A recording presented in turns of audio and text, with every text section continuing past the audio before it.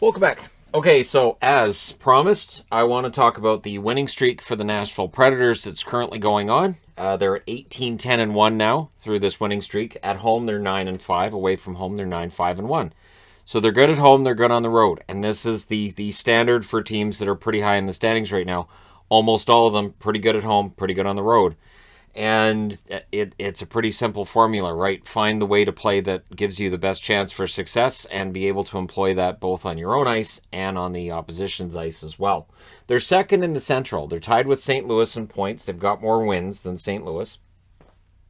They're 3 points behind Minnesota. So they're right in the mix. And Minnesota, it looks like, kind of faltering a little bit. Now, of course, we have the uncertainty right now as I'm recording this of when schedules are going to get paused and whether or not the NHL could go on a little bit of a circuit breaker kind of thing. And whether they do or don't, Nashville is in a good position right now to make the playoffs. So how did they get here? Well, the winning streak has been impressive. Now, there's a caveat. The first four teams that they get the wins against are teams that aren't in playoff positions. However, if you rack up points against those teams, people will say, well, yeah, look who they played. But if you don't, they'll say, see, these guys suck because. So they're really no-win situations as it stands. So they beat Montreal in overtime 4-3. The overtime winner by Forsberg was scored at 4:48 of overtime, just as I was getting ready for them to play a shootout. They only allowed 23 shots in that game. Their defense is really the name of the game for the Nashville Predators. Their defense has been their hallmark since they came into the league, way back to when they wore these as third jerseys. There you go. I went with the third jersey, and I went with the the Winter Classic hat. So beating Montreal, especially considering it was at home, it's all right, and fine. So they made up for losing against Montreal the previous time. All right. Then they go to Detroit, and they win 5-2. The most impressive thing in that win was that they only allowed 16 shots. 16 shots over 60 minutes? That's pretty good. And again, that's in Detroit, right? Yossi, Fabro, and Johansson, all of them had a goal and 2 assists for 3 points each. So pretty strong performance in Detroit. Very, very impressive overall. I think Detroit had 5 shots halfway through that game. It was ridiculous. So then they go to the New York Islanders. They won 4-3. Now here's the caveat with the Islanders. Well, the Islanders don't win, right? And in very Islander-like fashion, they allowed the game-winning goal at 19:48, and it's Tolvanen that gets the winner. And so, yeah, it was a game that the Islanders looked like they should at least get a point in, and they didn't. So in that game, Nashville only allowed 21 shots. So again, 23 shots, 16, 21. The defense working very well. Now the shot totals again start going up with the next game, which was at New Jersey. They win it 3-2. They allowed 31 shots, and Yossi, who's having a season like he did a couple years ago, a goal and an assist. Roman Yossi absolutely has been a beast for this team. Then they go to New York to play the Rangers, Madison Square Garden. And they win that 1-0 in a shutout. A game where Gallant says, this is big boy hockey, and our guys weren't ready to play it. Nashville did. Now, Nashville allowed 32 shots. Saros gets the shutout, his second of the season, and Tomasino scores the only goal of the game in the second period. So again, the Rangers playing pretty well. This is a top row team on my board, right? These 4 teams tending to be in the bottom 2 rows of the board for the most part during this season. And then last night takes place. Now, here's what's impressive with last night. Now, I know Cale Makar's out for Colorado. I know Makar and Kemper, and just there are issues with Colorado's roster, issues as well with Nashville's, right? Nashville having, 7 regulars out of the lineup? So they win that game 5-2 in the war of attrition, right? They allowed 26 shots, minus a third of their lineup. And for Nashville, they've really been doing some gymnastics with the guys out of the lineup in order to slap everything together. I was very impressed they beat Colorado 5-2 as they did. And again, I know Colorado was without some of their players, but that ran the winning streak up to 6. Nashville's playing really well. They're playing smart defensively. 26 shots against when they played against Colorado. And if they can keep the shots at 26 or lower on average, they're going to win their share of games. Their upcoming games, they have a game tonight at Chicago. Then they go to Carolina, providing that game takes place. Of course, I've got an asterisk because this is all subject to change. Then they're at home against Winnipeg. They go to Dallas, to Washington, and Columbus. That rounds out the month for them. So it's a busy month, as they all are right now. This is a condensed schedule the NHL's put together. And so you can run winning streaks up like this during a month. You can run losing streaks up too. And I think that a schedule like we have this year has made it easier for a team that's winning to keep rolling, and for a team that's losing to keep rolling in the other direction, because you don't have as many practice days. Guys aren't necessarily as rested. And so that momentum, good or bad, can carry over from one game to the next. Now, if Nashville can keep winning away from home as well as they do at home, if they can maintain both those records, they're in pretty good shape. They've come a long way from being the team that lost the first home game against a Seattle Kraken team. The first win in the history of the Seattle Kraken on the road came in Nashville.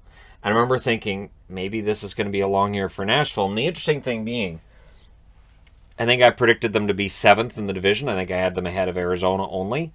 And with Nashville, I said that with the caveat that these guys always overachieve. Nashville always does better than expected. And sometimes they've been expected to be really bad, and they're more mediocre than really bad. But what's interesting is this year, Yossi's been a beast. 29 games, 10 goals, 18 assists, 28 points. And while everybody's fighting about Makar or Fox or Hedman, Yossi's right there. Granlund, 28 games, 5 goals, 22 assists, 27 points. Duchesne's bounce back has been huge. Big part of Nashville turning around is that the guys with the big contracts that they would have been okay with moving in the offseason, if you believe the rumor mill, Duchesne's bounced back nicely from a bad season. 26 games, 13 goals, 12 assists, 25 points. As has Ryan Johansson. 27 games, 8 goals, 16 assists, 24 points for Johansson. So both of them bouncing back, and even if they're still not worth that the contracts they both have, at least they're now positives. They're playing very well, and Duchesne's been the MVP at points this season. Overall, it's still Josi or Saros, but Duchesne's been a big part of the turnaround. And of course, when Forsberg's in the lineup, he's that goal scorer, right? 20 games, 13 goals, 8 assists, 21 points. So 13 goals in 20 games, that rolls out to, if he played 82 games, it'd be over 50 goals. He's not going to play 82 games because he's already missed almost a third of the season, but when Forsberg's in the lineup, he's very dangerous. And Jeannot, a guy who doesn't get a lot of attention, I would think. 29 games, 7 goals, 9 assists, 16 points. Does a little bit of everything out there. He's an important player. And that's not even getting into Tolvanen having a good year. Tomasino developing well. Tolvanen's points aren't exactly where you'd want them to be, but he's still developing well.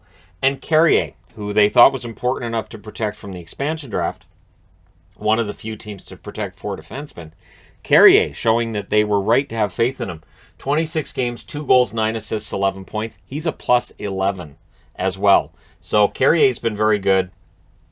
Fabro, Josi, Ekholm. Ekholm's had his ups and downs, but honestly, considering that they traded out Ryan Ellis, the guy they get back, Philippe Myers, healthy scratch, often.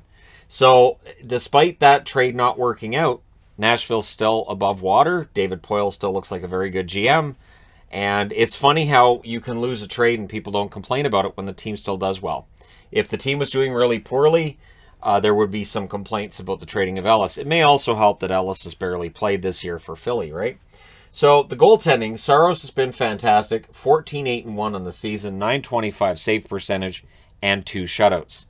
And if I had a dime for every time I've heard an announcer talk about how short he is, rather than how good he is, I'd be a rich man. I don't understand the disrespect towards short goaltenders, since I don't see it with short forwards. I don't. Not anywhere near as much anyways. But yeah, it is what it is. And every time a goal is scored, top shelf, you're going to hear, well, you see, if he was 6'3", he would have saved that. Okay, fine, sure thing, gotcha. Riddick's 3-1 on the season, despite his save percentage being .880. Meaning that when he's in net, they're scoring enough goals that it doesn't matter that his save percentage isn't very good. And Ingram, in a call-up, ended up 1-1 with a .906 save percentage. Good story there. But when you look at the stats, you can see how they've gotten better. They're scoring 2.93 goals per game, which is 16th. That's middle of the road, but it's still way better than it was. It was 2.7 last year. The year before was 3.07 for the 2019-2020 season. So last season, the interesting thing being they were a playoff team last season, and this year the numbers are better. Their goals against, 2.66 per game, which is 11th, which 11th is outside top 10, but still, last year they had 2.75 goals against per game. The year before, 3.1. So their goals against has come down 2 years in a row, and their goals for has bounced back almost to the level it was at 2019-2020. So those numbers tell you they're playing well. And then the power play, which has been the bane of their existence. They were 17.6% last year, which is bad, but the year before they were 17.3%. This year it's 24.7%. They're 7th on the power play. Make a team respect your power play, you might see the ice open up a little bit for you. Penalty kill, still a problem. Not as much of a problem as before. So 78.3%, which is 24th, which is not good enough. But compared to previous seasons, 75.6% last season, 76.1% the year before that. So they dream of 80% on the penalty kill, which is weird because they don't allow a lot of shots. They have very good defense, very good goaltending, and yet the penalty kill is not top 10 in the league, and it should be. With that defense and that goaltending, it should be top 10 in the league, and it's not there. So if they fix that, the record probably gets even better, right?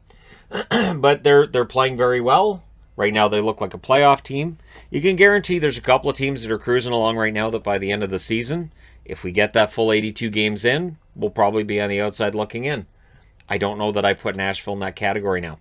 I think they're in good shape. Winnipeg seems to be kind of falling off. Obviously, Arizona, not a playoff team. Chicago doesn't look like a playoff team. Well, that's 3 right there. So, yeah, Nashville's in pretty good shape. So the question I have is, how far can this go? If it's a 6-game winning streak, great. When does the next one start if they lose this winning streak tonight at Chicago? And are they a playoff team? So as I said, when I'm looking over and power ranking stuff, it does matter who you beat, and it does matter how. So if it's a really close game against a team that's towards the bottom of the standings, I don't grade that as favorably as if you're beating the Rangers and then Colorado. So they've moved up more with those 2 wins than they did with the 4 previous. But hey, that's for a discussion tomorrow night. Let me know your thoughts in the comment section below as always. Don't forget to hit like and subscribe if you're browsing your way through. You just happened upon this video. Thank you guys so much for watching, for all your support. I will talk to you again soon.